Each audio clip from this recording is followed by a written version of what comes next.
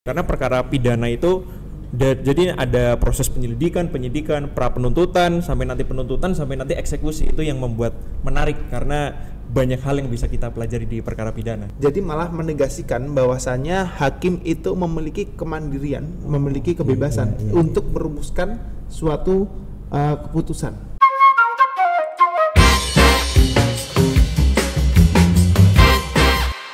Assalamualaikum warahmatullahi wabarakatuh. Waalaikumsalam warahmatullahi wabarakatuh. Selamat siang dan selamat datang di Bincang Hukum Jaslaw, Komunitas Peradilan Semu Fakultas Hukum Universitas Islam Indonesia. Hari ini bersama saya Abdul Mustafa Jawahid akan membahas mengenai chapter pembahasan hukum acara pidana yang akan dibersamai oleh dua narasumber kita pada hari ini. Hari ini kita telah bersama dengan Mas Doni Noviantama dan Mas Azka Yafina. Beliau berdua ini merupakan senior saya di fakultas, akan tetapi tidak hanya sebagai senior angkatan, akan tetapi mereka berdua lebih senior dari segi ilmu dan pengalaman. Mereka berdua telah memenuhi ataupun melewati banyak sepak terjang, baik itu dalam pendidikan hingga perlombaan NMCC, baik itu pidana, perdata, semua mereka telah ikuti dan menyabet gelar juara. Baik, sebelum kita lanjutkan, kita perkenalan lebih individu terlebih dahulu. Kita tanya satu persatu bagaimana sepak terjang mereka di bidang pidana. Selamat datang Mas Doni, selamat siang, apa kabarnya? Baik, alhamdulillah. Selamat siang juga Mas Mustafa. Baik, Mas Azka sehat, Mas Azka? Oke, good, alhamdulillah. Baik, alhamdulillah ya. Jadi di sini kita akan membicarakan tentang hukum acara pidana dalam tinjauan teoritisnya. Namun sebelum itu kita akan perkenalan terlebih dahulu. Saya ketahui bahwasanya Mas Azka dan Mas Doni ini dalam studi di Fakultas Hukumnya penjurusan ataupun konsentrasi studinya itu ada di bidang pidana, betul ya? Iya, baik. Betul. Saya ingin tahu kenapa Mas Doni dan Mas Azka ini mengambil pidana. Apa yang membuat mas-mas berdua ini mengambil pidana? Ketertarikan atau keunikan apa yang ada di pidana? Oke, siapa dulu nih? Silakan Mas Doni dulu. Aku dulu. Oke, teman-teman semua, kenapa kok alasan aku akhirnya memilih untuk fokus ke bidang hukum pidana? Karena yang pertama pastinya selama saya berkuliah di FHUII dari semester 1 sampai sekarang semester 8, itu memang konsentrasi saya itu di bidang hukum pidana. Iya. Terlebih lagi misalnya saya juga ikut di KPS yang mana emang konsentrasi khususnya di perlombaannya memang di pidana. Dan ini juga korelasi sama cita-cita besok ke depan yang mana ingin menjadi seorang lawyer. Oh, seorang lawyer. Iya. Dari aku itu aja sih. Keunikan dari pidana menurut Mas Doni ini apa sih? Satu aja. Oh, keunikan pidana menurut aku ya, perkaranya itu rumit. Oh, rumit. Jadi prosesnya panjang, beda dengan perkara-perkara perdata atau PT-UN dan lain sebagainya. Karena perkara pidana itu jadi ada proses penyelidikan, pra penuntutan, sampai nanti eksekusi. Itu yang membuat menarik karena banyak hal yang bisa kita pelajari di perkara pidana. Baik, menurut Mas Doni ini semakin rumit perkara itu semakin menarik. Semakin menarik pastinya. Baik. Mungkin dari Mas Azka, bagaimana Mas Azka? Apa yang membawa Mas Azka ke pidana ini?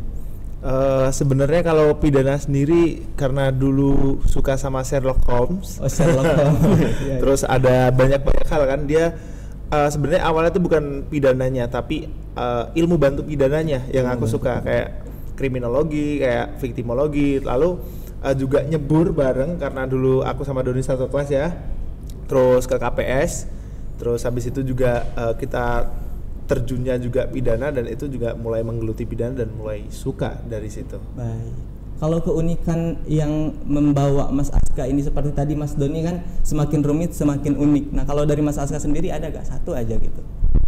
Ya ibarat benang yang lagi ruwet, kita yang kusut itu kita lurusin gitu. Diluruskan. Jadi juga rumit, sama-sama rumit sebenarnya. Tapi semuanya punya seninya masing-masing. Seru aja karena dia hard law gitu, lebih susah gitu. Kayaknya ya, mungkin karena saya point of view-nya dari pidana, karena menemukan serunya di pidana, untuk saat ini pidana insya Allah. Oke. Namun sebelum itu saya pernah mendengar dan mengetahui bahwasanya Mas Doni ini sempat mengikuti NMCC perlombaan perdata juga itu ya Mas? Iya, pernah sekali.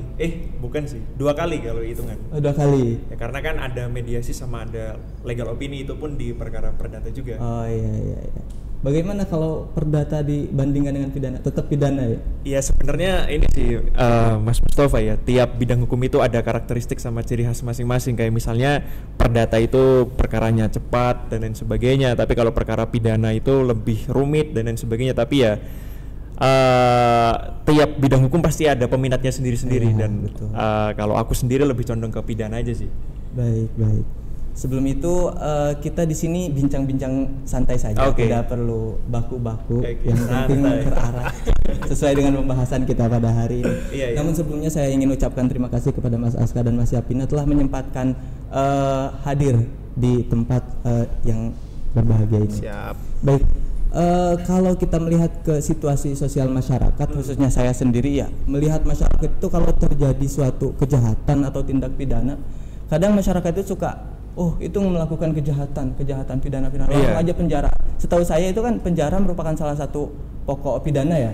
Nah, menurut teorinya seseorang kalau melakukan kejahatan itu sampai dipidana gimana sih? Sesimpel atau serumit bagaimana sih Mas? Untuk pengantar sebelum nanti kita ke yang itu. Nah ini kan sebenarnya pandangan dari masyarakat umum ketika ada orang melakukan tindak pidana pasti langsung dijustifikasi, wah dia pasti salah, dia pasti harus dipidana, padahal itu nggak sesimpel itu. Karena nanti ada proses penyelidikan, ada proses pra penuntutan, ada proses nanti persidangan dan lain sebagainya. Padahal kalau kita sebagai mahasiswa hukum kan sering diajari sama dosen bahwa di hukum acara pidana itu ada proses atau asas yang namanya equality before the law atau presumption of innocence, terkait dengan kita itu nggak boleh menjustifikasi orang itu bersalah sampai ada putusan pengadilan yang berkekuatan hukum tetap. Jadi ketika ada orang yang melakukan tindak pidana, silahkan untuk melaporkan atau mengadukan ke pihak yang berwajib agar nanti diproses secara hukum. Itu aja sih. Baik. Namun di samping itu di pidana ini saya belajar dulu di hukum pidana bahwasanya pidana merupakan ultimum remedium, begitu ya Mas? Iya benar. Nah itu ada yang namanya primum remedium. Iya. Kalau menurut Mas boleh dijelaskan secara singkat gak primum remedium itu bagaimana dan contoh konkret di masyarakat supaya muncul persepsi bahwasanya kejahatan itu tidak langsung dipidana? Mungkin Mas atau Mas Doni silahkan bagaimana terhadap itu. Ya sebenarnya kalau primum remedium kebalikan daripada ultimum. Kebalikannya. Ya, pada intinya itu. Jadi kalau ultimum remedium dia nerangin kalau sebagai upaya terakhir, berarti upaya terakhirnya haruslah pidana seperti itu. Mungkin itu sih, hanya kebalikannya saja sih. Hanya kebalikannya saja. Tapi Mas Aska, kalau misalkan ini disebut ultimum remedium atau jalan terakhir, kalau jalan sebelum pidana ini apa sih yang bisa ditempuh terlebih dahulu? Jadi ada dua ya. Ini juga mungkin aku sama Doni mirip-mirip skripsinya, law enforcement semuanya, penegakan hukum.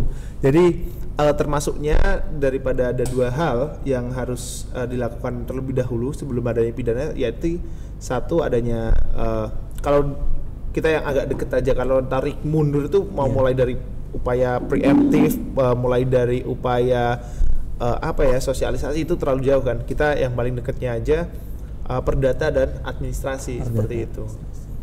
Baik. Ya, mungkin aku nambahkan satu contoh aja ya, kan tadi Mas Mustafa menanyakan apa sih kira-kira contoh dari tindakan primum remedium di perkara pidana. Nah, ini yang sangat hangat juga untuk dikaji nanti teman-teman yang mungkin ingin mengambil skripsi bisa juga.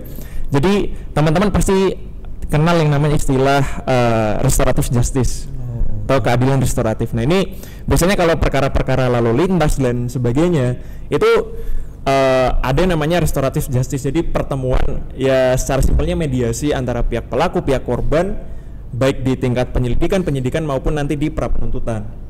Jadi ketika memang sudah sepakat misalnya dalam tahapan restoratif justice nanti tidak akan dilanjutkan ke tahap persidangan itu. Jadi benar-benar penerapan asas ultimum remedium itu diterapkan di dalam perkara pidana. Tapi ya memang ada kualifikasi tertentu. Tidak semua tindak pidana itu dapat di restoratif justice. Contohnya tindak pidana yang ancaman pidananya tidak lebih dari 5 tahun atau tidak menimbulkan korban. Kayak misalnya kan lalu lintas atau apapun itu tidak sampai korban meninggal dunia, itu baru bisa dilaksanakan restoratif justice. Tapi kalau misalnya pembunuhan berencana ya kan, atau penganiayaan yang menyebabkan mati, itu tidak bisa di restoratif justice. Itu sih salah satu contohnya.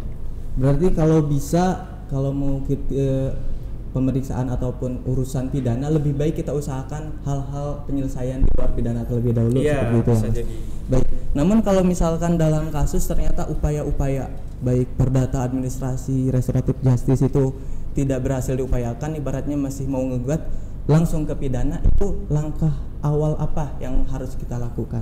Oke, ini kan berkaitan karena kita sebagai mahasiswa hukum juga harus bisa menganalisis tindak pidana di KUHP itu kan banyak banget kan. Ada yang namanya delik biasa, ada yang namanya delik aduan. Nah, kita harus membedah dulu. Ketika misalnya kita melihat ada orang dianiaya misalnya, atau orang dibunuh, jadi kita bisa membuat laporan ke pihak kepolisian. Tapi ketika misalnya kita menjadi korban, kayak misalnya pencemaran nama baik, wah namaku kok diolok-olok misal di media sosial, aku nggak terima, terus aku buat aduan. Jadi langkah pertama itu adalah membuat laporan atau aduan ke pihak yang berwajib, khususnya nanti ke pihak kepolisian. Pihak kepolisian ya.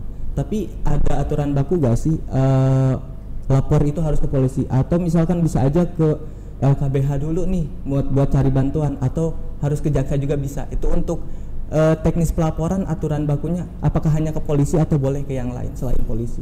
Ini untuk pelaporan tindak boleh pidana yang lain sih. Boleh yang lain. Contohnya bagaimana? Contohnya misalkan ada apa ya?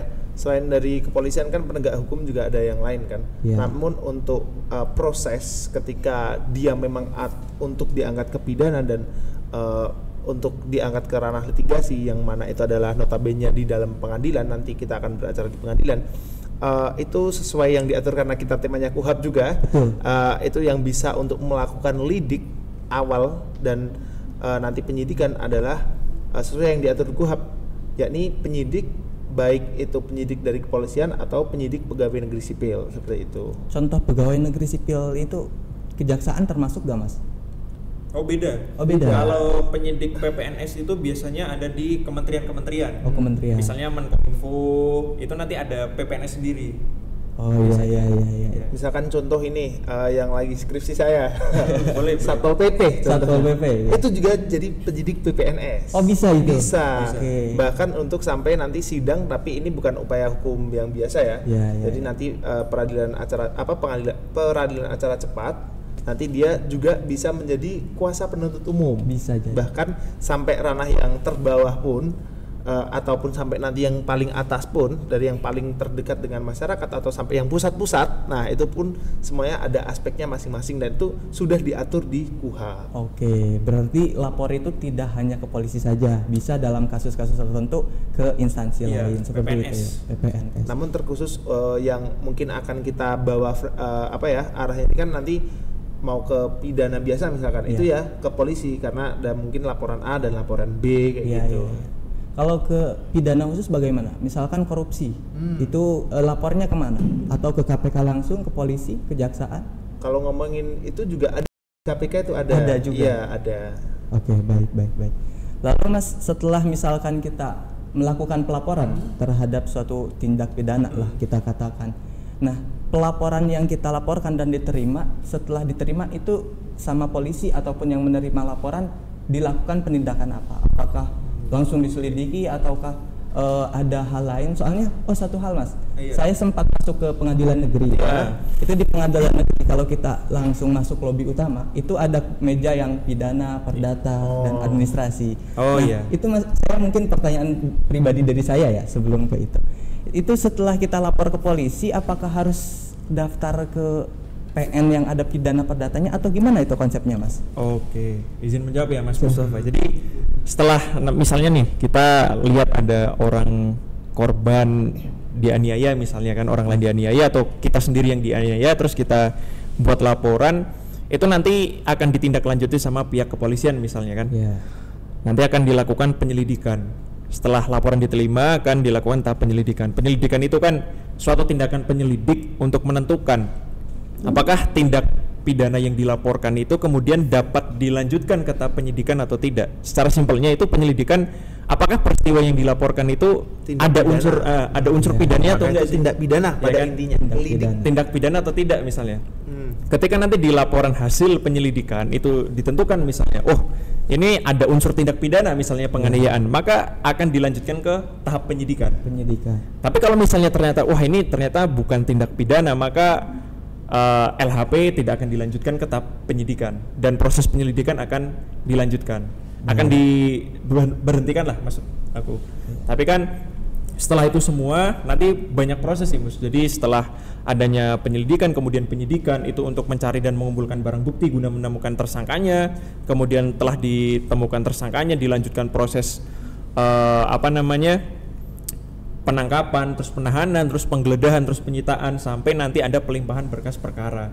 Nah, ketika kita udah melaporkan, apakah perlu kemudian kita mendaftarkan juga ke pengadilan ya? Nah, itu sebenarnya nggak usah, karena nanti ketika kita sudah melaporkan itu akan diproses sama pihak kepolisian. Setelah itu akan dilanjutkan di tahap penyidikan. Setelah itu berkas dilimpahkan ke penuntut umum, itu namanya pra penuntutan. Setelah penuntut umum ternyata ini berkas dari penyidik udah lengkap, maka akan dilanjutkan tahap penuntutan. Itu pelimpahan berkas dari penuntut umum ke pengadilan. Jadi kita nggak perlu untuk datang. Nggak perlu untuk mendaftarkan sendiri karena ada instansinya. Nambahin dikit tadi. Tadi benar sudah yang kata Doni. Tapi yang perlu diperhatikan ketika polisi melakukan penyelidikan dan penyidikan, ada satu kata kunci yang harus ada itu. Apa itu, Mas? Dugaan. Nah, karena kalau dia langsung misalkan Mas Mustafa melakukan suatu hal yang ternyata itu diatur dalam legal di Indonesia, secara di KUHP udah ada nih. Kalau ini yang aku dapat pada saat di kuliah juga, hal yang permasalahan yang terpenting dalam suatu lidik dan sidik itu adalah proses dan prosedur. Semua itu harus ada aturannya. Nah, ibarat nih Mas Mustafa jalan terus ke mall terus mencuri atau melakukan tindakan dan udah kena tuh unsur-unsur terpenuhi, tapi polisi langsung ngomong, wah Anda melakukan tindak pidana. Itu tidak boleh. Tidak boleh sebenarnya, karena harus adanya dugaan untuk mendeklar atau memutus apakah dia melakukan tindak pidana itu hakim. Dari dugaan itu ada gak kriteria yang menentukan batas minimal bisa dijatuhin? Ini dugaan udah terpenuhi si seseorang melakukan tindak pidana gitu. Itu terpenuhinya dua alat bukti yang sah. Yang sah. Jadi ketika udah mulai awal, pertama itu penemuan tadi seperti yang diomongkan sama Mas Doni, pertama ada ditemukan itu ada tindak pidana, naik ke tingkat sidik, terus itu temukan ada dua alat bukti yang cukup sehingga kalau yang awal cuma diduga aja, tapi kalau udah penyidikan itu diduga keras. Diksi di KUHP itu diduga keras. Baik. Berarti intinya kalau kita sudah lapor ke polisian misalkan tidak perlu daftar lagi ke pengadilan. Tidak perlu. Itu biar polisi nanti urus. Karena perlu diingat sifatnya hukum pidana ini adalah public law atau hukum publik. Baik. Mas, kalau misalkan tadi kan disebut udah dijelaskan sebagian juga ada penyelidikan, ada penyidikan gitu. Ini sambil diminum boleh nggak? Boleh silakan. Minum aja. Minum Mas. Relax. Apa puasa Mas? Puasa Mas Doni. Baik. Mungkin sambil diminum kita sambil santai-santai aja. Tadi kan disinggung sedikit ada penyelidikan, ada penyidikan. Nah, itu penyelidikan dan penyidikan itu berada di tahap apa Mas kalau kita mau ke tahap persidangan? Sebenarnya kalau tahap penyelidikan sama penyidikan itu masih tahap awal sebelum pra penuntutan atau sebelum penuntutan atau persidangan. Jadi teman-teman juga pasti ada yang masih bingung nih, apa sih sebenarnya bedanya penyelidikan sama penyidikan? Ya kan? Kalau penyelidikan itu ya simpelnya yang seperti aku jelasin tadi, itu suatu tindakan penyelidik untuk menentukan apakah suatu peristiwa itu merupakan ada unsur tindak pidananya atau tidak, untuk kemudian dilanjutkan ke tahap penyidikan. Kalau misalnya itu ada unsur pidana, dilanjutkan ke tahap penyidikan. Tapi ternyata jika tidak ada unsur pidana, maka penyelidikan akan dihentikan. Tapi kalau penyidikan itu suatu tindakan penyidik untuk mencari dan mengumpulkan barang bukti. Hal ini dilakukan untuk mencari kebenaran material untuk menemukan tersangkanya siapa sebenarnya di kasus ini. Jadi udah paham lah ya nanti teman-teman ketika ditanya penyelidikan sama penyidikan. Biasanya ini keluar di soal ujian soalnya. Soal ujian kalau ngambil acara pidana berarti ya? Iya. Selain kalau ngambil acara pidana, tipsnya adalah kalau ngomong penyelidikan sama sidik itu masih di pasal awal-awal. Pasal awal-awal masih pasal awal-awal. Baru.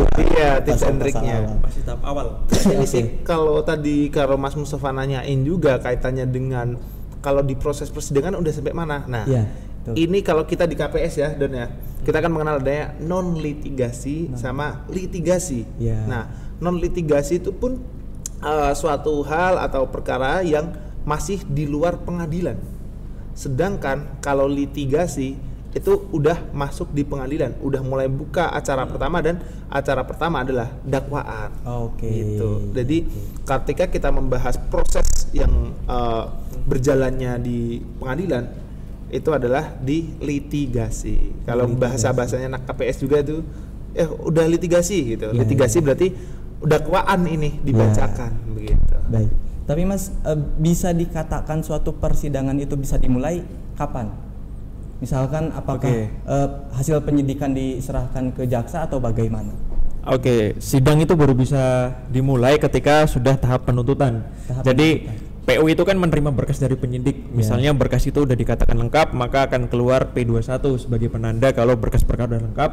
Jadi nanti penuntut umum itu akan melimpahkan berkas ke pengadilan. Nah, nanti dari KPN itu akan membuat penetapan hakim ya Mas Aska. Ya, betul. Siapa kira-kira majelis hakim yang akan memeriksa, mengadili dan memutus perkara misalnya? Sekaligus penetapan majelis hakim dari KPN, plus ada biasanya kalau kita dalam kan gini, kita juga karena kita belajar di KPS dan belajar secara teoretik, terus kita juga mungkin ada pernah pengalaman magang, mungkin ada beberapa hal yang secara dasolen atau dasain mungkin beda, tapi karena kita di KPS diajarin seidealnya itu awalnya kita biasanya ada ini court calendar. Nah, habis penetapan majelis hakim ada court calendar begitu. Kalau misalkan kita anggaplah si perkara ini masuk ke tahap persidangan, sudah litigasi. Di tahap persidangan itu, memberitahu. Ini kita masuk ke pembahasan inti nih. Tahap persidangannya. Tadi pengantarannya. Tadi lumayan juga ya pengantarannya. Udah berapa menit? Baik. Ini udah masuk ke pembahasan intinya, yaitu tentang persidangannya, acara di persidangannya. Itu alur dari awal persidangan sampai muncul putusan akhir seorang hakim itu bagaimana Mas? Secara garis besarnya saja. Mungkin itu kalau the first of all itu dari hakim. Yang membuka sidang dengan 3 kali ketukan. Dan itu sidang dibuka dan dinyatakan terbuka untuk umum. Nah, seperti itu kalau prosedurnya. Jadi hakim membuka, sebelumnya menyebutkan itu nomor perkara, nama terdakwa siapa, atas dipidana dengan apa, maksudnya dia dalam ini diangkat kasus apa, itu dibuka, lalu penuntut umum, ini Mas Doni yang dulunya penuntut umum. Nah, itu penuntut umum kita tanyakan bagaimana terdakwa sudah pengadilan atau belum. Lalu selanjutnya kita tanyakan penasihat hukum bagaimana, apakah sudah membawa berita acara sumpah, apakah sudah membawa kartu tanda advokat, apakah sudah membawa berkas-berkas lain yang harus sesuai dengan KUHP. Dan ketika itu sudah diserahkan, lalu kalau biasanya kalau kita di peradilan semua ini ada namanya ditanyakan tuh P16A-nya mana? Nah, P16A apa Mas Doni? Itu penunjukan penuntut umum. Penunjukan penuntut. Tadi kan ada penunjukan majelis hakim, ini penuntut itu umum. ada dasarnya. Kalau PU sidang itu pakai P16A, kalau penasihat hukum kan pakai surat kuasa. Oke. Ya, betul. Tadi Mas Aska bilang pas di awal itu hakim ada menyatakan dibuka dan terbuka untuk umum. Iya. Apakah dalam artian dibuka terbuka untuk umum setiap tindak pidana itu harus dibuka terbuka untuk umum? Bisa nggak misalkan suatu kejahatan dalam persidangan itu tertutup?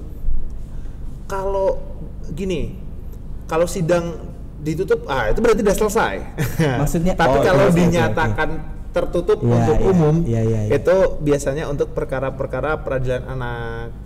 Terus ada suatu hal yang misalkan pemerkosaan, yang itu ada hal sensitivitas di situ yang tidak, masih ada irisan-irisan private yang tidak, nanti itu Mas, kebijakan hal seperti itu tergantung dari ketua majelis hakim ketua majelis, itu pokoknya hakim ketuanya yang nanti akan bikin kebijakan. Namun memang ada aturan-aturan tertentu yang kaitannya dengan peradilan anak, karena nanti akan berhubungan dengan psikologi anak dan lain-lainnya, dan pemerkosaan dan lain sebagainya. Oke.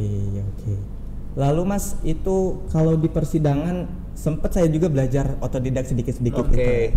Ada yang namanya dakwaan Mas. Nah, Mas dakwaan Doni, itu apa sih, sama syarat-syarat dakwaan itu bagaimana?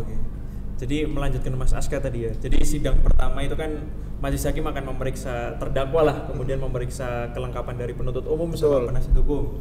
Setelah itu biasanya langsung akan dilanjutkan ke pembacaan dakwaan. Nah, sebenarnya teman-teman juga pasti bertanya, apa sih kira-kira dakwaan gitu? Betul. Dakwaan itu adalah suatu surat yang dibuat oleh penuntut umum atau berkas itu untuk mendakwa sebenarnya terdakwa ini sudah melakukan tindak pidana apa dan melanggar pasal apa kira-kira. Maka kan dijelaskan di situ. Nah, penuntut umum dalam membuat surat dakwaan itu juga bukan asal-asalan, yang penting buat surat itu enggak, tapi juga harus memenuhi syarat-syarat yang sudah diatur di Undang-Undang Nomor 8 1981 tentang hukum acara pidana. Nah, secara spesifik itu diatur di pasal 143 ayat 2 huruf A dan B. Karena itu menyangkut syarat formil dan syarat material. Syarat formil itu misalnya dakwaan itu harus memuat identitas terdakwa secara lengkap, misalnya nama lengkap, tempat tanggal lahir, jenis kelamin, pekerjaan dan lain sebagainya. Itu harus sesuai semua, jangan ada yang salah.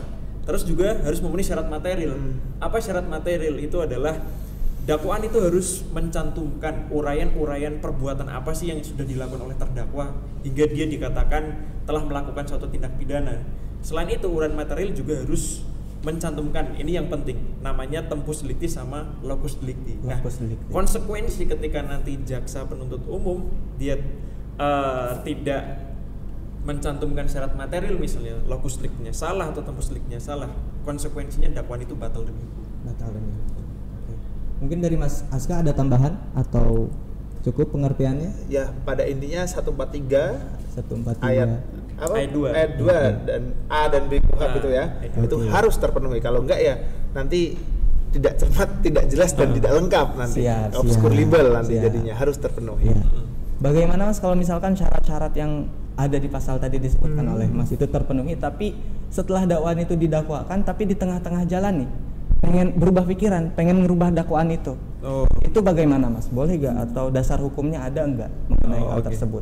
Jadi PU misalnya udah sidang, udah pembacaan dakwaan, terus wah ini kayaknya pasalnya salah, tak ganti. Itu jawabannya nggak boleh, karena di KUHP sendiri memang melarang. Sebenarnya Undang-Undang Hukum Acara Pidana itu membolehkan penuntut umum untuk memperbaiki dakwaan, tapi itu baru bisa dilakukan sebelum sidang itu dimulai. Jadi misalnya sudah dilimpahkan tapi ternyata ada salah dan itu belum sidang pertama, terus PUIT ingin memperbaiki dakwaan, itu boleh. Misalnya ada salah di dalam lokus atau tempus atau misalnya typo itu bisa diperbaiki. Tapi kalau misalnya udah sidang dan kemudian ingin ganti, itu nggak bisa, karena itu menyalahi aturan di dalam KUHP sendiri. Udah jelas aturannya melarang. Melarang. Mungkin secara ini ya, JPU itu kan dia sebagai seorang dominus litis, ibaratnya sang pembawa perkara. Adapun dia sang pembawa perkara kan juga harus mempunyai persistensi dan konsistensi secara kecermatan, kesaksamaan, ya kan. Nah, nanti pun ibarat dia nih membawa nyawa orang nih untuk yang didakwa itu. Nah, nanti pandangannya juga kalau misalkan jadi majelis hakim itu juga nanti akan dilihat ini apakah ada keraguan-raguan dari penuntut umum. Nah, ini juga diimbas nanti yang akan bisa menjadi peluang nota keberatan. Sorry, kalau di KUHP tuh kita harus nyebutnya keberatan ya. Karena di KUHP itu secara letter luck itu dia keberatan. Jadi nanti bisa jadi peluang untuk penasihat hukum bisa membuka, ini jaksanya kok malah blunder atau bagaimana gitu. Harus yakin lah, aku yakin ya Don ya. Harus yakin. Betul. Harus yakin terhadap dakwaan. Mas. Tapi kalau misalkan di dalam suatu kasus itu terdakwanya banyak, itu harus didakwa dengan satu surat dakwaan atau bagaimana pengaturannya? Fogging. Sebenarnya kalau misalnya satu tindak pidana tapi terdakwanya banyak, itu apakah dijadikan satu dakwaan atau dipisah gitu? Ya sebenarnya balik lagi ke karakteristik perkaranya. Kalau misal itu memang perkaranya misalnya sama persis, pelakunya juga melakukan tindak pidananya sama, misalnya pembunuhan, terus habis itu pencurian, terus satu genus ada penyertaan, pasal yang disangkakan sama, itu bisa dilakukan fogging atau penyatuan berkas perkara. Jadi terdakwa 1, terdakwa 2, terdakwa 3 satu berkas. Tapi kalau misalnya nih memang terdakwa itu melakukan tindak pidana secara bersama-sama, tapi tugas pokok fungsinya beda, misalnya satu mencuri, terus satu membunuh, tapi dia dikenakan pasal 55 penyertaan. Jadi konsekuensinya ketika tindak pidananya beda, pasal sangkanya beda, maka di splitsing walaupun terdakwanya itu banyak. Berarti bisa ya? Jawabannya bisa. Setelah dakwaan ini dibacakan, setelah itu ada apa Mas? Setelah dakwaan itu dibacakan misalnya keberatan. Terus benar Mas Aska udah bilang yang ada namanya harus keberatan, nggak boleh nota keberatan itu. Karena itu saya dulu pernah dapat kita pernah dulu dapat masukan-masukan, dan memang karena di KUHP itu nggak mengenal adanya eksepsi, nggak mengenal dengan nota keberatan atau apa, kita karena saya dulu sering untuk pegangnya berkas majelis hakim, jadi ya keberatan gitu. Keberatan ini maksudnya apa sih Mas? Keberatan terhadap dakwaan atau keberatan terhadap apa? Mas Doni. Oke, jadi gini ya, benar Mas Siska. Jadi misalnya nih, PU udah membacakan surat dakwaan, terus kan sebagai terdakwa atau penasihat hukum itu berhak untuk mengajukan keberatan. Ini sudah diakomodir di KUHP juga, khususnya di pasal 156 ayat 1 itu udah diakomodir. Jadi misalnya surat dakwaan penuntut umum itu salah kompetensi relatif misalnya, ini seharusnya bukan pengadilan negeri Jogja yang mengadili, tapi pengadilan negeri Sleman, karena kebanyakan saksi itu ada di Sleman misalnya. Maka udahlah kita mengajukan eksepsi atau keberatan tadi yang sudah dijelaskan sama Mas Aska terkait dengan kompetensi relatif. Bisa juga misalnya ini sebenarnya bukan perkara pidana tapi merupakan perkara tata usaha negara misalnya. Jadi ini salah kompetensi absolutnya.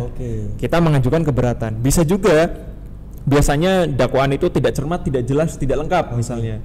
Misalnya nih uraian dakwaan penuntut umum itu sama padahal pasal yang disangkakan itu beda. Pembunuhan sama pencurian tapi pasalnya kok uraian dakwaannya kok sama persis, tidak ada yang membedakan. Kita mengajukan ini dakwaannya kok tidak cermat misalnya atau tidak jelas, kenapa kok tidak ada pembedaan antara masing-masing uraian dakwaan. Tapi biasanya di dalam perkembangan hukum acara di Indonesia, para lawyer itu memiliki kreativitas yang lain. Misalnya ada enrichment, ada misalnya apa itu Mas? saksi mahkota misalnya kan, non self incrimination, persona, banyak lah pokoknya. Terus lebih fleksibel ya dan lebih fleksibel. Tapi biasanya ya balik lagi yang diputus sama hakim pasti itu tadi, karena balik ke KUHP kompetensi absolut, kompetensi relatif sama obskur libel doang biasanya. Karena itu konsekuensinya dakwaan nanti tidak dapat diterima atau dakwaan batal demi hukum. Yang menjadi objek keberatan ini kompetensi absolut yang tadi itu mungkin udah dijelasin. Tapi barusan Mas membicarakan obskur libel. Iya, obskur libel. Itu apa Mas? Jadi obskur libel itu dakwaan tidak cermat, tidak jelas sama tidak lengkap. Tak contohkan misalnya tidak cermat, misalnya penuntut umum salah menentukan pasal misalnya tadi. Ya kan? Tadi. Ini sebenarnya di sidang perkara pembunuhan atau penganiayaan, tapi ternyata PU itu menuduhkan itu penganiayaan, padahal itu sebenarnya pembunuhan. Kita mengajukan dakwaan penuntut umum tidak cermat karena salah menggunakan pasal misalnya. Terus tidak jelas misalnya tadi uraian dakwaan antara satu pasal dengan pasal lain, padahal itu beda pasal tapi sama persis uraiannya, itu kan kita bisa mengajukan keberatan. Terus misalnya lagi tidak lengkap, penuntut umum mendakwakan terdakwa atau klien itu melakukan tindak pidana penyertaan, tapi di situ nggak dijelaskan posisinya itu sebagai plagier, plagier atau apa sebenarnya. Nah, kita bisa mengajukan dakwaan obskur libel. Ini juga tadi mungkin jawaban dari pertanyaan Mas Mustafa tadi yang bicara kalau misalkan ada penuntut umum yang ragu-ragu udah nggak cermat tuh, kan udah nggak tepat gitu, alasannya kurang. PH langsung seneng langsung keberatan.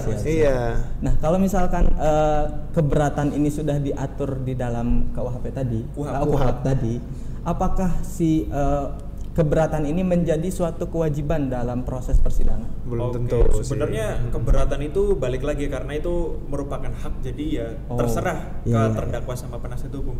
Bisa mengajukan keberatan, bisa juga enggak. Ada konsekuensinya apabila nanti mengajukan keberatan, maka nanti bisa untuk dilakukan putusan. Tetap putusan namanya. Namun sebelumnya sebelum putusan itu ada pendapat dari penuntut umum biasanya. Jadi kalau misalkan mengajukan, nanti akan dilakukan putusan oleh majelis hakim. Putusannya akan berbentuk putusan selah atau nanti keberatannya diterima dan penolakan dari dakwaan. Dan atau nanti ketika tidak mengajukan keberatan maka langsung untuk pembuktian. Jadi tidak ada tuh step-step untuk pendapat, putusan yang untuk putusan selah itu tidak ada. Jadi dari eksepsi itu langsung pembuktian. Biasanya untuk pembuktian pertama langsung saksi acar ya kan ya, saksi dari penuntut umum. Kalau misalkan tadi PH ya yang mengajukan keberatan, itu PH itu misalkan keberatan. Apakah PU dapat menjawab lagi misalkan? Karena ini biasanya kan tensi di dalam persidangan maksudnya PU kan juga dia biasanya presumption of guilty kalau praduga bersalah. Jadi biasanya ketika PH itu mengajukan keberatan, PU juga biasanya juga mengajukan pendapat. Oke. Jadi PU akan membantah apa yang dijadikan keberatan Keberatan sama PH. penasihat hukum. Misalnya Iya. kompetensinya salah, ini harusnya pengadilan negeri Sleman bukan pengadilan negeri Jogja. Nanti PU di pendapat akan menjelaskan ini sebenarnya yang mengadili memang pengadilan negeri Jogja karena Oke. tempat tindak pidana terjadi di pengadilan negeri Yogyakarta misalnya. Terus dakwaan tidak cermat, tidak jelas, terus dijelasin sama PU ternyata pasalnya sudah tepat. Terus ini ada perbedaan uraian pidana materi di dalam dakwaannya. Terus juga ada penjelasan dia penyertaan itu di bagian apa. Maka keberatan penasihat hukum biasanya harusnya tidak dapat diterima. Biasanya Oke. setelah eksepsi atau keberatan baru dilanjutkan pendapat, baru setelah itu lanjut ke Putusan. Selah. Namanya itu putusan dulu sebenarnya. Oh. Namun apabila nanti itu namanya keberatan itu ditolak, Iya. jadi putusan selah. Jadi putusan selah. Iya. Kalau diterima putusan. Putusan. Putusan. Karena biasanya Akan jadi udah putusan akhir berhenti itu. di situ. Oke. Nah, iya. Berkaitan dengan putusan selah itu, di putusan selah apabila ditolak kan muncul putusan selah. Iya. Berarti kalau ditolak melanjut ke step berikutnya. Iya. Nah, step Pembuktian. berikutnya pembuktian tadi saya Iya. masih nyantol Oke. sama Mas Aska Iya, tadi. pembuktian. Nah, di pembuktian itu kan ada saksi. Iya. Selain saksi ada apa aja, Mas? Oh, oke. Jadi Ahli. pembuktian itu kan kita berbicara mengenai alat bukti pasti Iya, nggak iya, iya. jauh dari alat bukti dan barang bukti. Alat bukti itu juga kita merujuk ke pasal 184 ayat 1 KUHP yang mana alat bukti yang sudah diatur itu yang pertama pasti ada saksi, keterangan saksi kan. Terus yang kedua ada namanya pendapat ahli.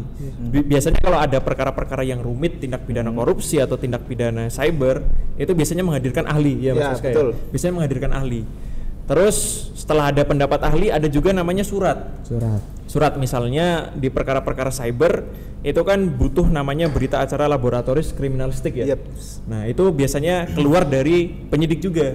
Nah itu nanti akan dilampirkan sama penuntut umum. Yang pertama ada keterangan saksi, pendapat ahli, kemudian ada surat, kemudian ada keterangan terdakwa, ya kan? Terus yang terakhir itu ada bukti petunjuk. Oke. Itu yang nantinya akan dilakukan di pembuktian. Tapi tidak sebatas pada itu aja Mas Mustafa, karena di Indonesia sendiri itu sudah ada Undang-Undang ITE, Undang-Undang Nomor 19 Tahun 2016 yang merubah Undang-Undang Nomor 11 Tahun 2008. Di situ alat bukti itu diperluas. Jadi sekarang nggak hanya 5, tapi ada 6. Karena ada namanya bukti elektronik. Oh, nambah satu berarti ya. Nambah satu. Jadi nanti teman-teman ketika misalnya ada berapa sih kira-kira alat bukti di Indonesia? Sekarang ada 6. Ada keterangan saksi, pendapat ahli, surat, keterangan terdakwa, petunjuk, sama yang terakhir itu adalah bukti elektronik. Itu akan diperiksa satu-satu. Siap. Dari beberapa yang disampaikan barusan, saya agak tertarik dengan saksi sama keterangan ahli. Iya. Nah, saksi itu syaratnya supaya dia menjadi saksi itu gimana sih, Mas? Saksi ya. Kalau Mas saksi Aska itu, iya. Kalau saksi kalau sesuai dari KUHP itu dia harus melihat, mendengar, atau memang dia di situ mengalami. Dalam artian dia mengalami. Oke. Sedangkan kalau ahli, dia orang yang memiliki kompetensi untuk dia bisa membuat terang suatu tindak pidana atau membuat terang. Jadi gini, kuncinya pada aslinya gini Mas. Kalau saksi, dia itu menerangkan fakta.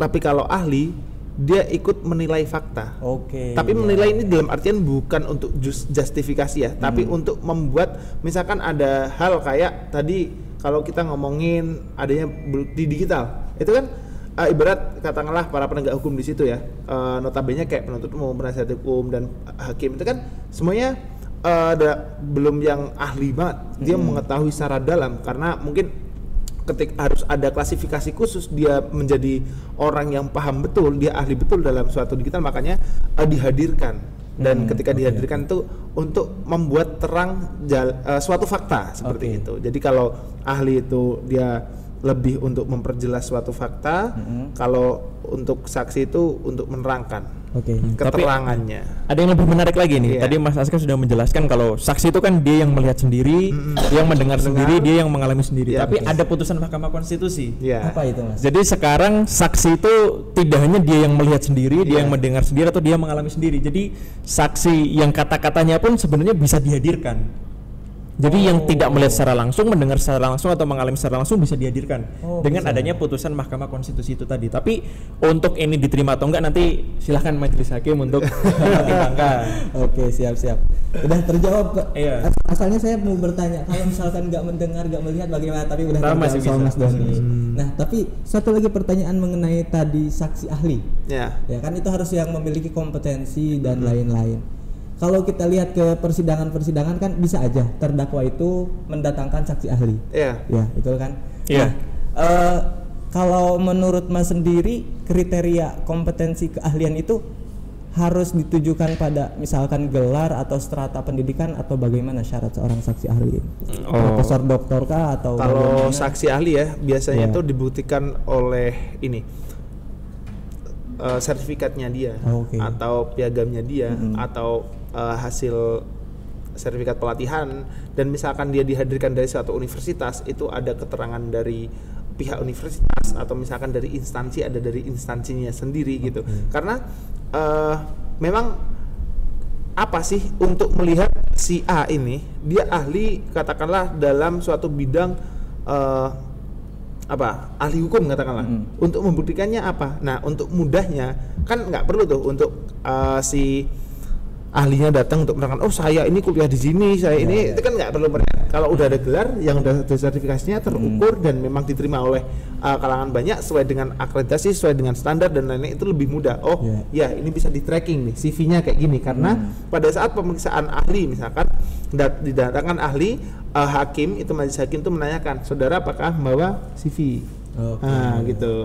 Itu termasuk hal-hal yang untuk majelis hakim melihat ini kompetensinya seberapa saudara ahli ini, terus oh berarti sudah bisa meyakinkan, sudah bisa ini, dan bisa untuk dimulai pemeriksaan dimulai dari penuntut umum apabila itu ahli yang dihadirkan oleh penuntut umum, dilanjutkan oleh penasihat hukum dan dilanjutkan oleh hakim agar semakin semakin tajam lah katakanlah seperti itu untuk membuka suatu faktanya. Oke. Tapi kriteria simpelnya sebenarnya kalau penuntut umum itu pasti menghadirkan saksi yang memberatkan. Saksi yang Tapi kalau Ada penasihat charge. hukum biasanya menghadirkan saksi atau ahli itu yang Betul, meringankan. yang meringankan, ada charge. biasanya. A charge memberatkan, ada charge meringankan. Siap, Gitu. siap. Biasanya. Berarti akademisi juga bisa termasuk menjadi saksi ahli ya? Oh iya, jelas. Ahli. Contoh-contoh mungkin dosen kita juga ada beberapa ya yang Banyak, bisa banyak, jadi saksi. banyak. Pak Marus, Pak Iya. Marus, Yang ada. terakhir itu yang sampai booming itu di apa ya? Kasusnya Sambu itu. Iya.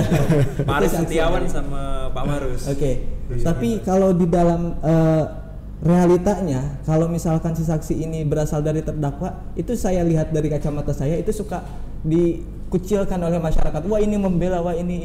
Oke. Padahal kalau menurut saya itu menjadi haknya terdakwa untuk mendatangkan ahli. Benar kan seperti Iya. itu? Iya benar. Nah, akan tapi selain mendatangkan ahli, yang menjadi hak terdakwa di dalam persidangan itu apa aja sih Mas yang harus dilindungi? Oh, yang harus dilindungi misalnya yang pertama pastinya ketika terdakwa itu dalam keadaan sakit, dia berhak untuk mengajukan penundaan sidang. Iya, bisa. Jadi misalnya dia sakit parah lah, dia harus dirujuk ke rumah sakit, dia bisa mengajukan ke majelis hakim. Iya. Saya merasakan tidak enak badan, sakit. Dan hakim pun harus untuk menanyai. Itu udah diatur prosedur. Iya, ada diatur. prosedur sendiri. Saudara sehat. Nah, gitu. Kayak contoh gini, Iya. Mas Mustafa sehat? Sehat? Bagus. Sehat ya. oke. Dapat ikut sidang lalu dilanjutkan Siap. seterusnya. Terus ya banyak pokoknya hak yang didapatkan oleh terdakwa. Jadi misalnya dia mendapatkan bantuan hukum, terus dia mendapatkan bantuan kesehatan dan Iya. sebagainya.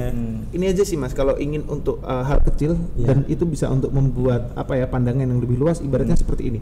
Seminimal mungkin negara Indonesia sebagai negara hukum dan dia adalah mempunyai hak asasi manusia di situ. Sekecil dia seorang terdakwa datang di persidangan, dia tuh mempunyai hak untuk didampingi. Oke. Nah, untuk hal sekecil itu didampingi saja itu harus haknya digunakan apa? Kalau udah hal-hal yang serana sampai ada saksi digunakan masyarakat, itu terserah masyarakat karena nanti tergantung prosesi daripada prosedur yang ada di KUHP, karena kita mengatur dalam hukum positif yang kita masih ada KUHP sebelum ada RKUHP gitu ya. Iya, karena kan kita juga mengacu pada Convention of Human Rights kan. Jadi Iya. kita harus menjunjung hak asasi manusia karena kan terdakwa ini juga merupakan manusia. Jadi Sesimpel kita dia juga didampingi di lindungi. muka pengadilan, dia memiliki hak untuk didampingi, itu harus. Hak praduga tak bersama Iya, termasuk. praduga tak Termasuk bersama. itu ada Presumption lagi of ya, innocence. presumption of innocence. Oke, kalau misalkan suatu pembuktian ini selesai, misalkan tahap pembuktian ini, maka itu kalau setahu saya, nanti koreksi ya kalau salah, itu masuk ke pembacaan tuntutan. Iya, benar. Oke, kalau pembacaan tuntutan ini itu apa aja yang dibacakan, syarat kriterianya bagaimana? Oke, jadi setelah pembuktian selesai, misalnya dari penuntut umum sama penasihat hukum, lanjut namanya pembacaan tuntutan atau requisitor dari penuntut umum. Nah, pembacaan tuntutan ini nanti penuntut umum akan menjelaskan lagi, akan membacakan mulai dari dakwaan, kemudian akan membacakan fakta yang terungkap di persidangan, dari alat bukti tadi dibacakan, kemudian yang akan dibacakan lagi di tuntutan itu adalah unsur-unsur pasal yang didakwakan.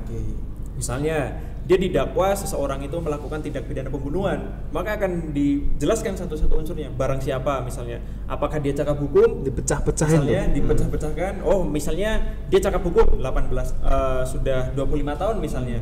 Terus dia juga yang melakukan tindak pidana, maka unsur barang siapa telah terpenuhi. Lanjut lagi misalnya unsur dengan sengaja, dia telah mempersiapkan pisau untuk membunuh dan lain sebagainya, sampai nanti unsur terakhir dia merampas nyawa orang lain. Jadi setelah unsur itu terpenuhi, maka penuntut umum akan membacakan requisitor atau menuntut misalnya satu, menyatakan terdakwa itu bersalah melakukan tindak pidana pembunuhan berencana sebagaimana telah diatur di dalam pasal 340. Yang kedua, langsung menjatuhkan pidana penjara kepada terdakwa itu berapa tahun, misalnya 10 tahun. Terus nanti akan menetapkan barang bukti, terus nanti akan membebankan biaya perkara kepada terdakwa, kayak gitu sih di di tuntutan. Oke, berarti di dalam pembacaan tuntutan ini satu-satu unsur yang ada itu diperjelas lagi. Dipecah-pecah satu-satu. Oke. Kalau misalkan pembacaan tuntutan ini sudah dibacakan oleh penuntut umum, apakah itu langsung menjadi pertimbangan hakim atau ada upaya lain atau masih ada? Masih ada. Karena balik lagi, penasihat hukum atau terdakwa punya hak lagi untuk mengajukan pembelaan. Pembelaan ini pleidoy biasanya disebut. Iya, saya sering mendengar pleidoy. Apa itu Mas sebenarnya? Pleidoy itu sebenarnya bantahan dari penasihat hukum untuk membantah apa yang sudah dijelaskan penuntut umum dalam tuntutannya misalnya. Dibalikin lagi, unsur barang siapa kalau penuntut umum kan terpenuhi. Misalnya dari penasihat hukum sama terdakwa ngelihat, ini bukan aku kok yang melakukan tindak pidana tapi si B. Nanti akan dijelaskan, ternyata dalam unsur barang siapa yang melakukan tindak pidana bukan si A tapi si B, maka unsur ini tidak terpenuhi misalnya kan. Terus nanti unsur-unsur lain yang dianggap tidak terpenuhi. Maka itu sering serang-serangan lah. Serang-serangan. Seperti yang di awal tadi. Di awal juga kan ketika pembuktian itu biasanya ada hal yang mungkin dalam tuntutan kurang jeli atau apa. Nah, itu misalkan ternyata terdakwanya ada tuh surat dari forensik psikologi kalau ternyata tidak genap akalnya atau gimana, itu kan juga termasuk daripada alasan penghapus pidana dan kain lainnya. Seperti itu. Nanti pokoknya balas-balasan tuh antara tuntutan dibalas sama pembelaan dari penasihat hukum. Oke, siap. Nah, kalau saya lihat dalam praktek yang sering membacakan pledoi atau nota pembelaan ini itu adalah PH-nya. Nah, apakah itu harus PH atau si terdakwanya itu nggak boleh atau gimana? Ini balik lagi, hak lagi untuk terdakwa lagi. Nanti hakim nanyain sebenarnya, misalkan baik agenda sidang, ibaratnya setelah pembacaan tuntutan, maka agenda sidang selanjutnya adalah pembacaan pembelaan dari penasihat hukum. Bagaimana saudara akan mengajukan? Baik, mengajukan. Lalu tanyain tuh untuk terdakwa, saudara akan mengajukan pembelaan pribadi. Jadi diberi hak, karena dalam KUHP itu juga ada hak untuk dia si terdakwa itu mengajukan pembelaan pribadi. Gitu. Jadi bisa mengajukan dua pembelaan dari penasihat hukum sama pembelaan dari terdakwa sendiri. Berarti apakah pembelaan ini dua hal yang berbeda antara pembelaan yang disampaikan oleh PH sama pembelaan yang disampaikan oleh terdakwa? Kalau yang dari PH kan biasanya sistematis. Jadi per unsur dibedah satu-satu. Tapi kalau dari unsur terdakwanya dia yang biasanya curahan hati dia. Sebenarnya bukan saya Pak yang melakukan tindak pidana tapi si B dan lain sebagainya. Oke. Kalau misalkan ini kan pledoi atau misalkan nota pembelaan terdakwa itu selesai dibacakan, berarti langsung pertimbangan hakim? Belum, masih ada lagi. Diajak gitu untuk saudara memiliki hak untuk mengajukan replik. Penuntut umum itu biasanya setelah ada pledoi atau pembelaan, biasanya penuntut umum juga mengajukan yang namanya replik. Dia akan membantah unsur-unsur di pledoi dan menegaskan lagi di tuntutannya bahwa ini memang bersalah kok terdakwa. Dibantah lagi. Nanti setelah itu penasihat hukum juga biasanya mengajukan lagi duplik namanya. Dia membantah lagi, sebenarnya dia membantah replik dan menegaskan pembelaan atau pledoi tadi. Jadi ini enggak terus bersalah kok saya. Barulah itu akan masuk ke putusan. Ya, dan Tektok sekali ya kalau di dalam iya sangat tektok sekali. Sekarang nota pembelaan ada replik, ada duplik. Iya. Nah, kalau misalkan replik duplik ini sudah selesai, apakah ada step lain lagi? Udah, Oh, cukup, udah. Sampai di sana Iya. stop. Sudah, pokoknya terakhir itu duplik, ya kan? Duplik. Iya. Tapi sebenarnya masih ada lagi. Kalau masih mau panjang lagi ada replik sama reduplik, tapi itu biasanya jarang dipergunakan. Sepertinya sepengetahuan saya juga belum pernah ada ya, belum pernah. Tapi ada. prakteknya jarang ya. Praktiknya jarang. Oke. Setelah replik duplik nggak ada yang lain, berarti langsung ke Putusan akhir. Itu Tapi step tetap terakhir. putusan ya. Tapi sebenarnya karena di akhir dia putusan akhir. putusan akhir. Ya. Putusan akhir itu sama putusan selah isinya sama nggak atau Beda jauh. Beda jauh. Beda jauh. Gini Mas, kalau ibaratnya putusan selah itu dasarnya adalah 156 KUHP. 156? Pada intinya di 156 dari itu kan ada untuk kompetensi relatif dan lain-lain, dan itu hal-hal yang formal. Maka dari itu hakim memiliki memiliki keputusan, memiliki hak untuk memutus apakah ini lanjut nggak perkaranya, kan seperti itu. Iya. Dia itu masih dalam koridor formal. Oke. Ibaratnya seperti itu.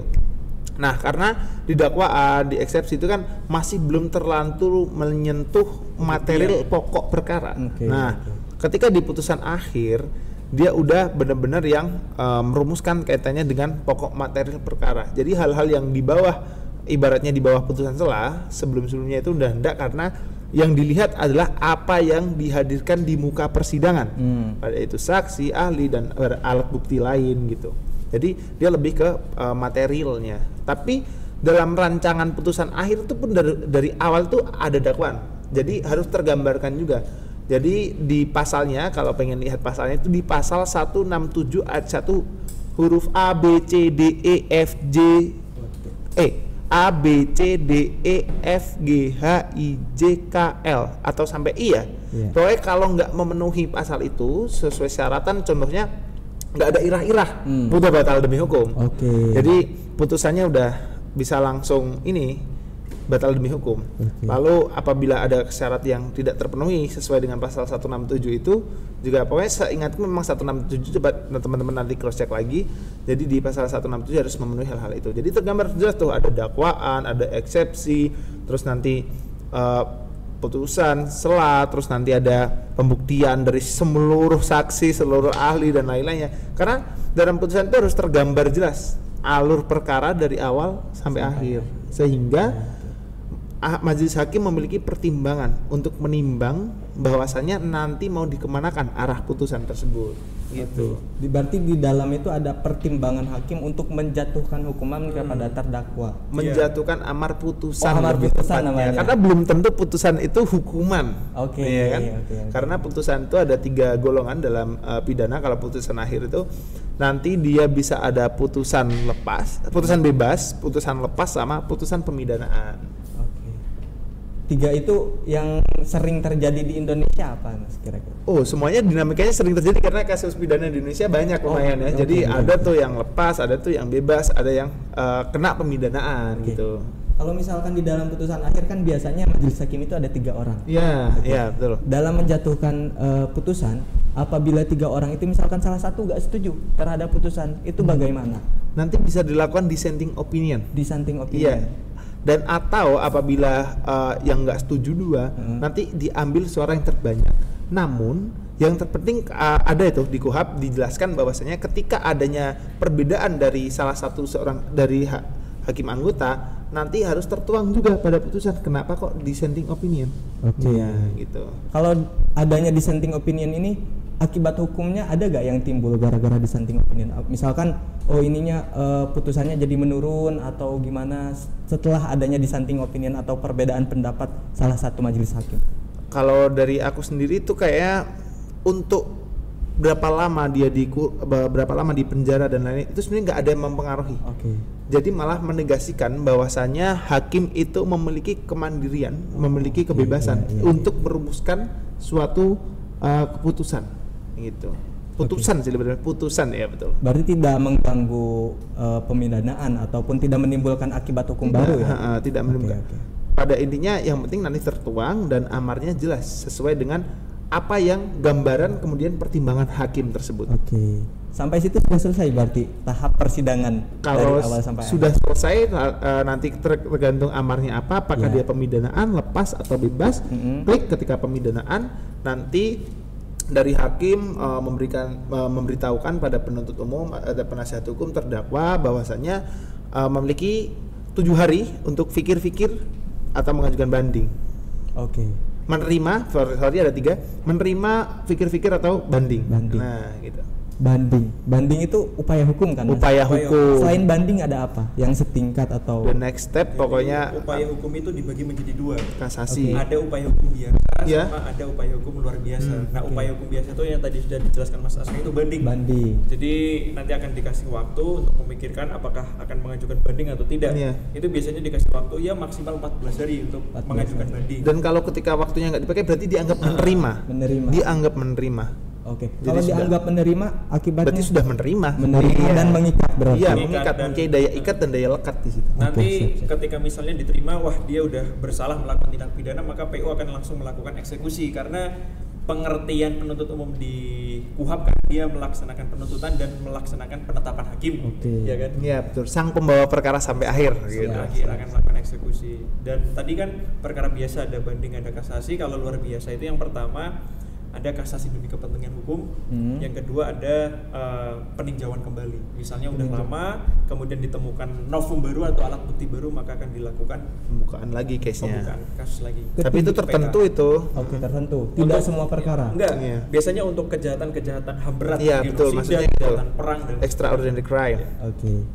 Berarti intinya sangat rigid sekali ya Mas Rigid. kalau kita belajar dari awal tanpa benar-benar belajar Iya. mendalami Iya. perkara ini. Apalagi kalau sudah bahas pasal itu udah sampai dalam, wah itu lebih dalam lagi. karena ini ya sebenarnya kalau teman-teman belajar di kuliah itu 4 SKS, sementara kita harus membahas 30 menit perkara pidana dari awal sampai Oke, akhir. oke. 4 SKS. Itu juga masih 30 masih menit. banyak apa ya lubang-lubangnya lah ya, Oke, masih siap. belum komprehensif. Mungkin untuk lebih komprehensifnya kita nanti next hari berikutnya adakan lagi podcast Iya, seperti ini untuk membahas lebih lanjut lagi. Boleh. Tapi Boleh. untuk sesi kali ini mungkin Iya. karena waktu juga ya kita cukupkan di Oke. upaya persidangan. Kalau upaya lebih jelasnya maksudnya pembahasan upaya hukum banding, kasasi ataupun PK Iya. nanti di kesempatan berikutnya. Baik. Kalau misalnya ada teman-teman yang bingung nanti tanya di kolom komentar. Oke, siap. Mungkin untuk pembahasan hari ini kita cukupkan Iya, saja. siap. Terima kasih kepada Oke, Mas Doni sama-sama, dan Mas Mas Saya telah Mustafa. menyempatkan. Semoga Sama-sama. apa yang disampaikan menjadi ilmu yang bermanfaat khususnya bagi saya dan bagi semuanya. Namun sebelum saya tutup, mungkin saya pengen tahu senang dan sedih Mas Aska sama Mas Doni selama berkecimpung di pidana. Oh, tadi kan aku dulu, Aska dulu lah. Oke, siap Iya. Mas Aska. Sedih dan senangnya di pidana itu apa sih? Sebelum saya tutup langsung nanti. Sebenarnya kita mulai dari sedihnya dulu ya. Oke, siap. Lumayan karena gini mempelajari pidana itu membuat saya selalu mengernyitkan dahi. Waduh. Jadi kayak apa gitu. Jadi mungkin itu yang semakin laun jadi saya agak penuh andini ya. Jadi setiap kemana-mana dianggap orang tua gara-gara kebanyakan mengernyitkan dahi itu Oke, aja. siap. Karena banyak senangnya. Iya. Senangnya apa tuh? Senangnya ya bisa bareng-bareng sama teman-teman, akhirnya kita bisa ngulik suatu hal yang ternyata kita pandang kayak oh ini doang, ternyata tidak seperti itu. Lebih rinci, lebih ini, dan bisa mempunyai ibaratnya ada apa ya hal-hal lain lah, kayak di luar misalkan kita alhamdulillah bisa lomba bareng-bareng sama teman-teman KPS, bisa ngeraih juara bareng-bareng, dan bukan hanya ilmu-ilmu terkait dengan pelajaran, tapi ada ilmu kehidupan, ada ilmu praktek yang kita dapatkan, dan banyak hal sih lebih tapi sedihnya itu. Ya, oke. Siap. Untuk Mas Doni sendiri bagaimana Mas? Kalau dari aku pribadi sebenarnya dukanya itu hampir nggak ada ya kalau aku. Asik. Saking kurang realistis nih. Karena apa ya? Yang membuat aku senang mempelajari pidana itu yang pertama, bagian dari pidana itu sangat panjang. Jadi ketika kita mempelajari pidana nggak bisa kita cuman mempelajari persidangan itu nggak bisa. Oke. Jadi kita juga harus mempelajari mulai dari proses laporan, terus penyidikan, pra penuntutan sampai nanti eksekusi itu kita harus pelajari semuanya. Karena ketika kita nggak mempelajari satu dari itu nanti kita akan ketinggalan juga. Betul. Khususnya di bagian-bagian pidana yang pertama itu. Gerak terus, apalagi apa ya, pidana tuh gerak terus lah. Iya. Pidana itu iya pasti yang pertama bagiannya tuh banyak, itu yang membuat wah kita selalu excited gitu. Iya, untuk, ternyata ada putusan itu udah 2, oh ternyata putusan akhir itu udah 3, apa yang kira-kira, jadi muncul itu yang lagi, membuat muncul kita lagi. untuk tertarik belajar. Terus yang kedua itu pidana itu juga menarik karena ada pidana umum, ada pidana khusus. Jadi biasanya ketika kita tertarik untuk pidana umum, pasti kita juga tertarik ke pidana khusus. Misalnya, wah ternyata di Indonesia ada pengadilan tipikor loh. Itu apa sih kira-kira, bagian dari pidana nggak sih kira-kira? Itu yang membuat kita akhirnya karena bagian yang sangat banyak dari pidana, akhirnya kita semakin tertarik untuk membaca, kemudian ya menambah pengetahuan kita lah untuk mendalami bagian pidana. Oke, siap. Terima kasih. Namun sebelum itu, karena kan sekarang waktunya maba masuk nih ke Fakultas Hukum.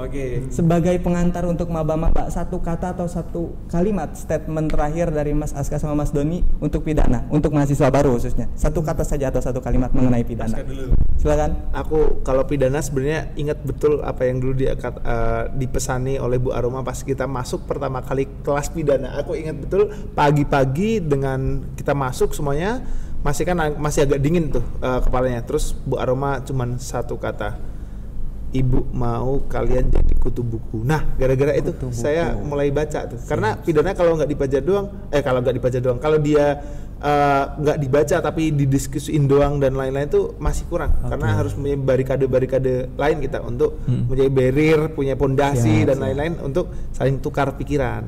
Kutu buku berarti ya. Sebenarnya baca. Iya. Mas Dani, satu kata saja. Oke, kalau dari aku sebenarnya nggak buat pidana ya, tapi untuk keseluruhan kan karena ini terjunnya maba. Ketika nanti teman-teman udah kuliah di FH, yang pertama pastinya banyakin baca buku, jangan telat masuk kelas, jangan bolos, banyakin pengalaman, asah soft skill karena kuliah itu adalah kawah candra di muka untuk nanti teman-teman berkecimpung di dunia kerja. Mungkin itu aja. Sangat banyak sekali. Terakhir mahasiswa terakhir dari Mapres ya. Oke, dari Mapres. Ini dari gini. Kenapa IPK 4? Siap. Karena 96-nya di luar kelas. Sepakat. Siap. Intinya ya untuk mahasiswa baru sering membaca, belajar dan rajin untuk menuntut ilmu supaya menggapai cita-cita yang diinginkan. Baik, mungkin kita cukupkan. Terima kasih untuk yang lainnya juga. Di chapter kali ini kita cukupkan di bagian hukum acara pidana dalam tinjauan teoritis. Terima kasih atas perhatiannya. Wassalamualaikum warahmatullahi wabarakatuh. Waalaikumsalam warahmatullahi wabarakatuh.